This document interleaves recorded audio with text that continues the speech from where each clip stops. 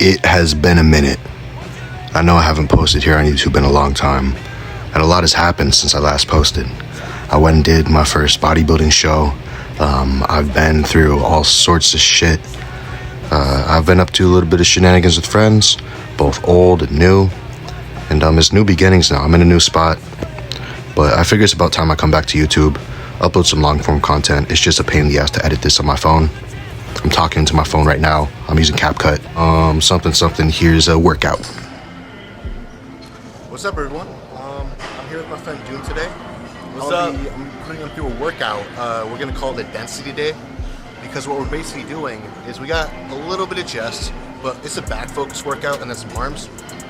Now, a density day, the reason I'm calling it that is we're doing time sets.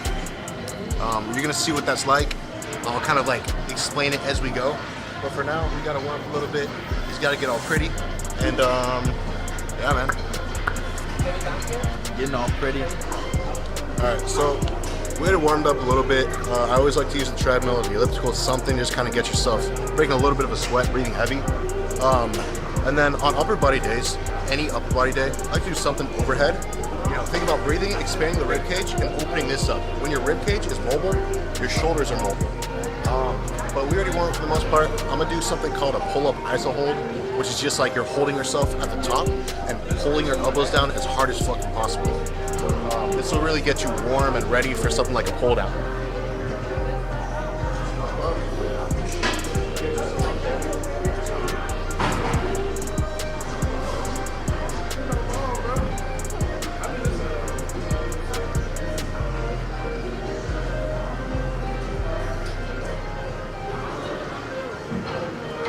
Now it's Didnt's turn.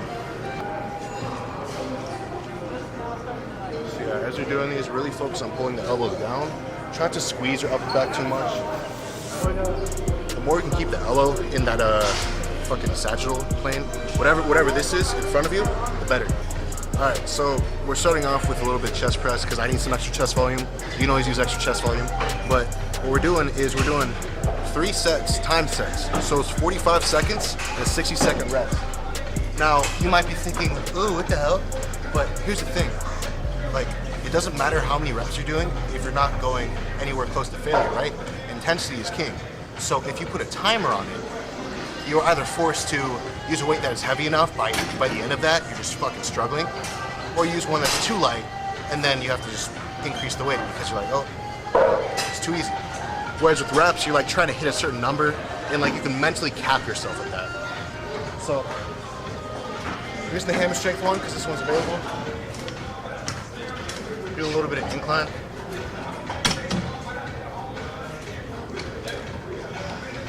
With every chest press, it's really important you're not retracting and arching here, because this is not stretching your chest. You're just putting extra pressure on the actual shoulder. This is a fully stretched chest. This is stretching my shoulder. So we pull our shoulder blades down, just keep it here. It's okay if it's a short range of motion. Voiceover here. So I started out with mostly, I kind of started with powerlifting, and I was doing mostly only free weights. Now, since then, switching to more machine work has actually benefited me greatly, because I am working on actually using the target muscles and not orienting myself in a way where I'm trying to generate as much power as possible, because that's great and all for powerlifting, but we're not powerlifters no more. We're trying to bodybuild. Now it's this turn. And as I post more on here, again, I want to provide a little more value and actually, teach, because that is kind of that's my goal. It's always been my goal. I was just 1 foot in, 1 foot out when it came to posting content around that, because I felt like I didn't look crazy enough to tell other people how to look crazy. You can see he's actually pretty fucking good at these, because he's not coming back to the point where his shoulder is now dumping forward. Like, if you're to try and force range of motion, at a certain point, again, you're no longer stretching the pec. You either have to dump your shoulder forward, or you have to retract. It's just putting that stress there. You just want the pec. So me and him are just gonna go back to back to 60 seconds rest. And by the end of those 3 sets, for us each, we should be huffing and puffing.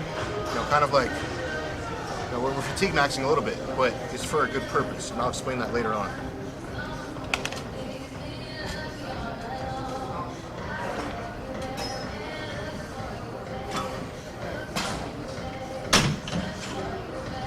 Like, I haven't really made too many videos on training. I really should, because that is the most important. Also nutrition. There's plenty of stuff I can talk about when it comes to supplements, peptides, gear, all that. But I really don't like to talk about that too much because, in my opinion, that is like a drop in the bucket when it comes to long-term progress. Too many people think that's the secret. It is not. Any professional bodybuilder, if you spend enough time around professional bodybuilders, they do not talk about, oh, dude, I take this and this and this. They talk about what they do for food, what they do for their training. It's like, dude, stop fucking, just don't be a druggie. Anyways, this is like, you know, the quote-unquote density day. It includes density training. We're doing timed sets. There's other ways to do density training, but it's about getting as much effective stimulus as possible in a limited time frame. You are shortening the amount of time you're in the gym, making it very efficient because you're still doing like good quality reps, you're getting good quality stimulus, right? A lot of the whole like science-based lifting crowd nowadays is, I don't know what the fuck is happening, but you know, the pendulum swings. It always has swung when it comes to what is advised as being optimal, inoptimal. And then there's a lot of like absolutist claims like this is useless or this is the best way to do it. Dude, we have like 50 plus years of bodybuilding. At this point, like we kind of know what works and what doesn't work the best.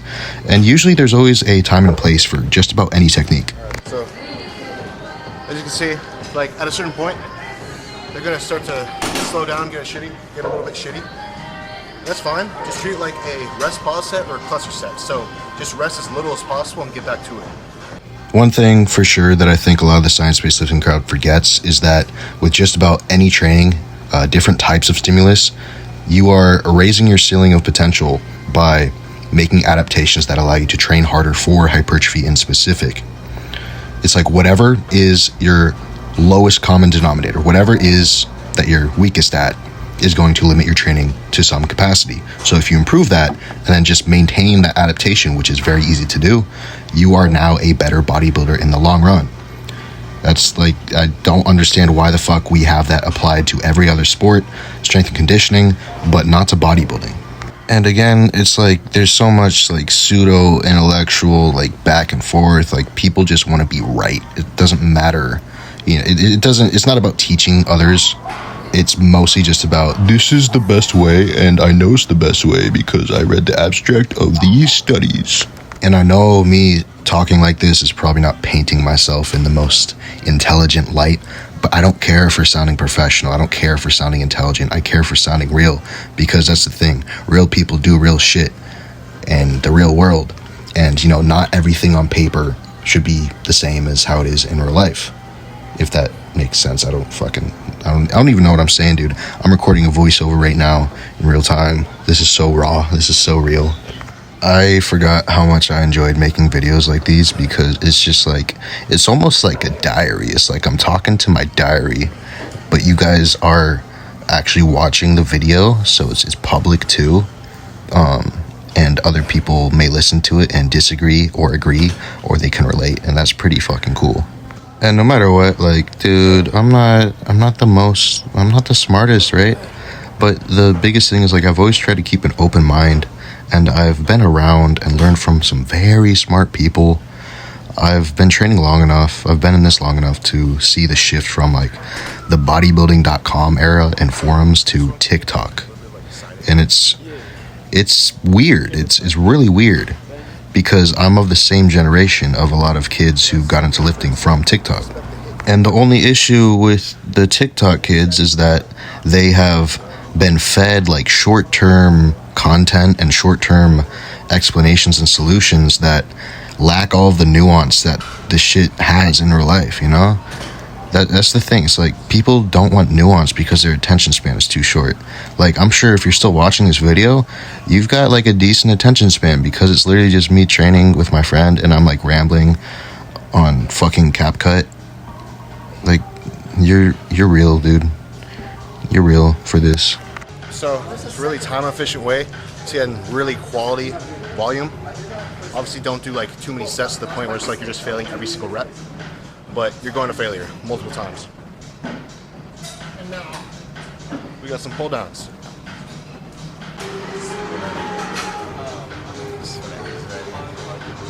So, what are your opinions on using straps for like back movements? I think it's really gay. Huh? It's really gay. It's really gay. Okay. Yeah. Do you think you should be using them? If you're a bitch.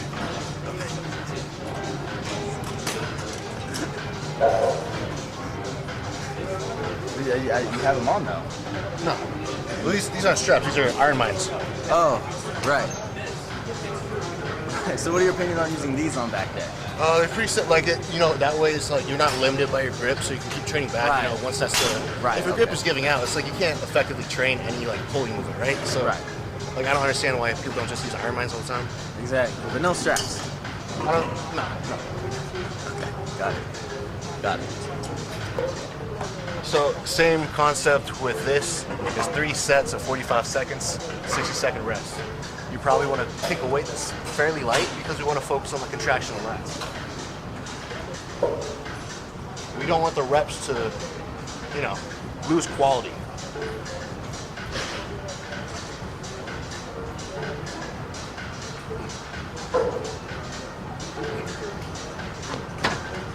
That's a little warm set. Warm up.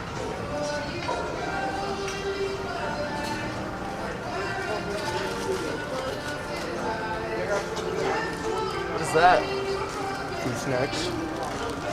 You see, when you're training in this highly metabolic fashion, carbs are your friend. So, little fruit snacks, little gummies, it's okay. It's like pig milk. It's like senzu beans. Also, a little tip for your pull downs if you actually want to target your lats. Really try and keep your elbow in front of you the entire time. And also, this right here, the hip pad. If you are extending your spine and doing all sorts of weird shit, you're not training your lats. Your lats connect to your pelvis. You got to keep this stable. So if your abs are not strong enough to stay, in place, you're not training your lats. You're just fucking like jerking it. Basically, what I mean with that is if you cannot keep a stacked ribs over pelvis position with a rigid core, it's very hard to actually keep the lats as the main mover, and you tend to start to retract and use your upper back musculature. When it comes to my execution of these, I'm not showing the greatest example. I have a lot of bad habits and mechanics ingrained from formerly powerlifting and also just not taking the time to really try and isolate the target muscles. But that's why switching to a lot more machine work and just being more intentional with my movements has been a massive help. Oftentimes people have to unlearn a lot of shitty movement mechanics and habits, either from their daily life or from when they first started lifting. And a lot of cues that we might hear when we first get into lifting can be a little counterproductive. Really recommend for just about anyone, if you learn just a little base of biomechanics, and from there literally just focus on feeling the target muscle, you're probably going to be better off than anything more complicated than that. And you can absolutely expect to be weaker on many movements, even your compound lifts, even your big lifts. We tend to orient, which means we change our position to recruit other muscles or place the stress on different structures than the target. We want to avoid that as best as we can when the goal is muscle growth. Also, side note, my friend Didnt here, insane genetics. He has crazy classic structure. He's kind of built like a black dude. He is ginger, so I think that kind of I don't know, they count. I would give him the pass, in my opinion. I would. How does that look? It's good to me. Should I try to pump out more? Or should I go slower, focus more on... If it's not getting too difficult by the end of it, I would try and just have a harder contraction at the bottom. Okay. Well, yeah, another tidbit. So a lot of people are still ultra focused on the stretch, or they say the stretch isn't necessary at all. You gotta kind of sit in the middle, because that's where you're probably going to find the best results. The stretch is important, but at the same time, if the stretch is not occurring on the target muscle, you are no longer actually using the stretch to your advantage. You're just fucking orienting yourself in a way where you're moving the weight from point A to B, which is fine if you're a powerlifter, but if you're trying to be a better bodybuilder and grow the target muscle, you don't want to do that. And then some will also say that the contraction isn't important.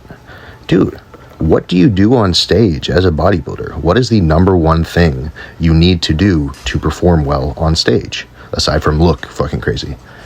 It's contract your muscles. Posing is contracting your muscles. So if you can practice that in your training, that's like, think about it, man.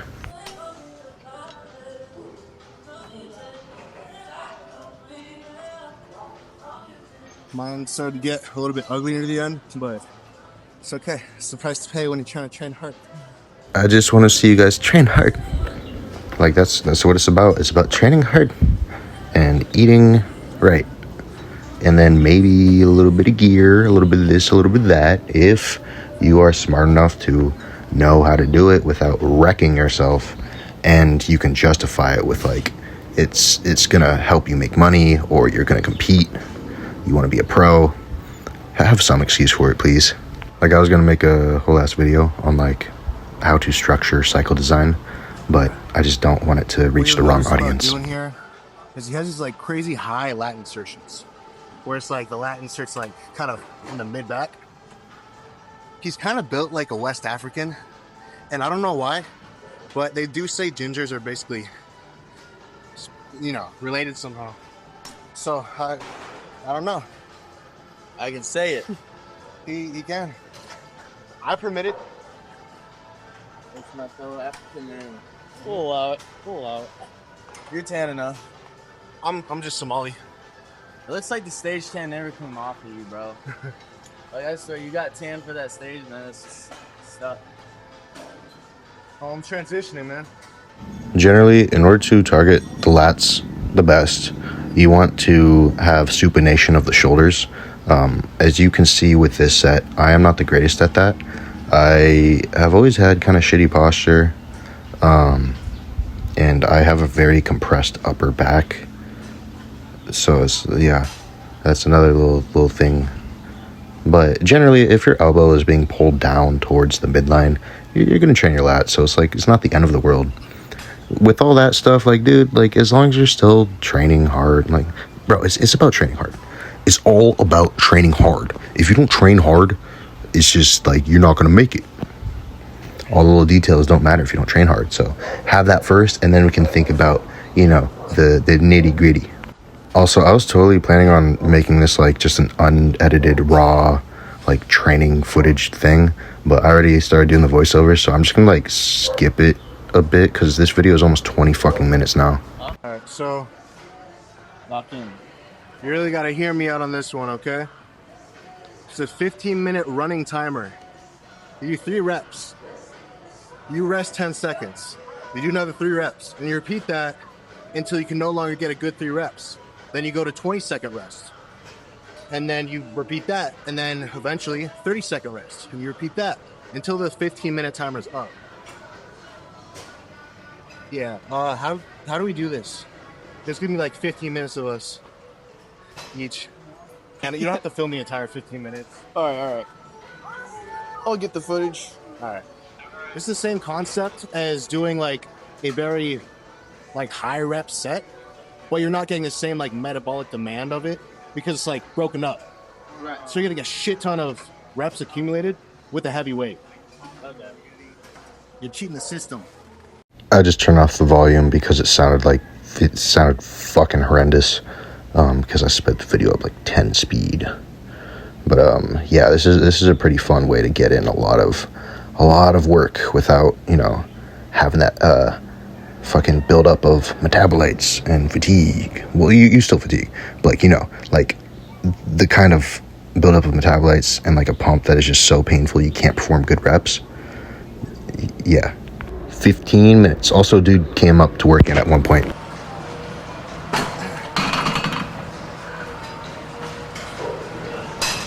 10 more minutes. Oh, hold up. No, sorry. This is one thing where it's like if you're at a busy gym, no one is gonna like the fact that you're doing this.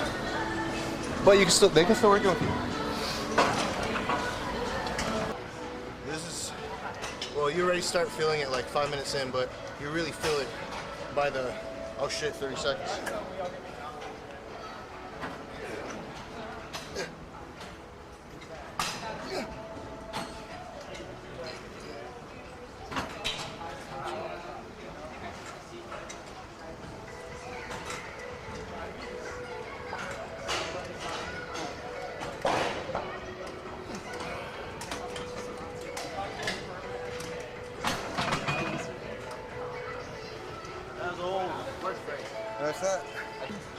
Okay, guys, so that was like the majority of the work.